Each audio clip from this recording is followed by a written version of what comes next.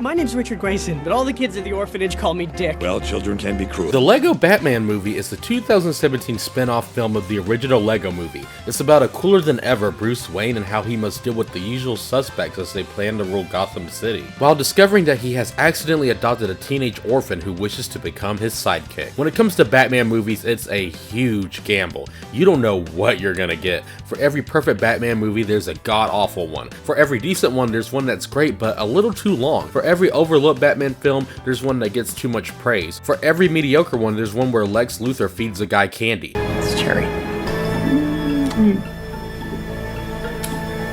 But out of the theatrical release Batman films, the Lego one is the most touching and the most underrated. When it comes to the Lego movies, it's 50-50 in quality. I love two of them and the other two, well, everything's not awesome. A lot of people have said that this is their preferred Lego movie. I am not one of those people. To me, it's not even a hard choice to pick which Lego movie was the best. The first one to me is really special, and the third act ties everything together so well. In my review that I did, my only complaint was the comedy runs out of steam near the end. My main problem with the Lego Batman movie is a lot more glaring. I may be in the minority here, but I hate that the villains end up being Warner Brothers characters.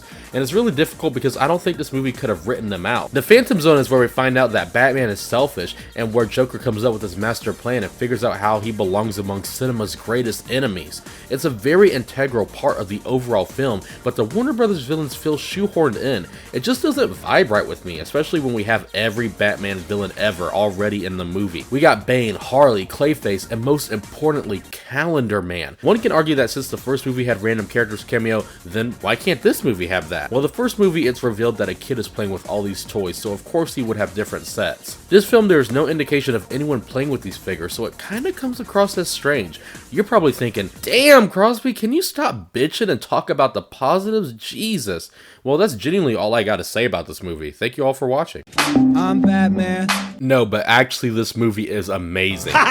We live in a world where over half of comedies and movies can be very meta and self-aware. Sometimes it can get tiring, but back in 2017, and still even now, this feels fresh. Batman is one of the most well-known superheroes of all time, along Spider-Man and especially Skate Man. The Lego Batman movie takes it to extreme heights when making fun of the character Batman, and it's remarkable for it. Batman himself in this is just a caricature like in the original movie, but it's expanded upon here. The film constantly makes fun of Batman's past films, his raspy voice, how selfish he can be, how he works alone, and much more. Generally, it's one of the best interpretations of the character. Will Arnett stole the show in the Lego movie, and the fact that he gets his own film now is a miracle. Batman isn't the only creative use of a character here though. When you think of Batman's villains, you're usually going to think of Condiment King, right? But sadly, Joker is the villain again, but it's such a unique take on what makes the Joker, Joker.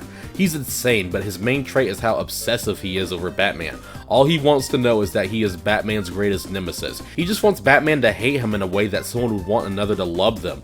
This is comedy gold. You're obsessed with me. No, I'm not. Yes, you are. No, I'm not. Yes, you are. I don't currently have a bad guy. I am fighting a few different people. What?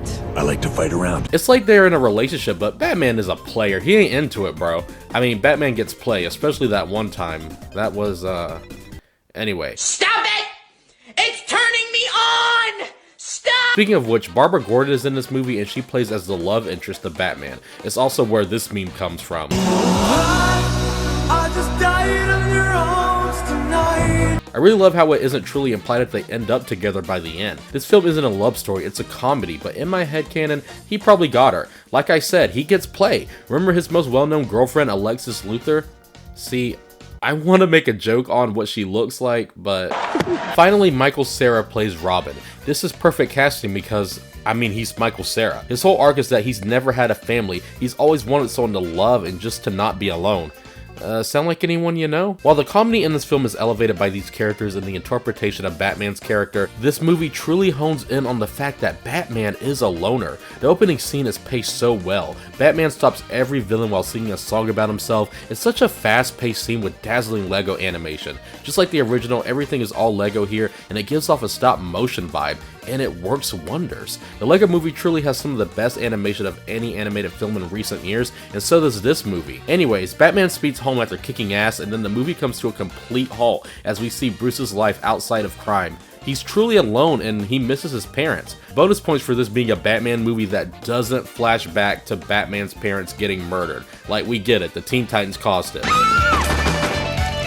The duality of the movie goes absolutely crazy. Like I mentioned, a lot of the comedy comes from the Bat himself. He says a lot of unhinged, savage things that are played for laughs. It's genuinely hilarious, but later in the film, we see Batman in a different light.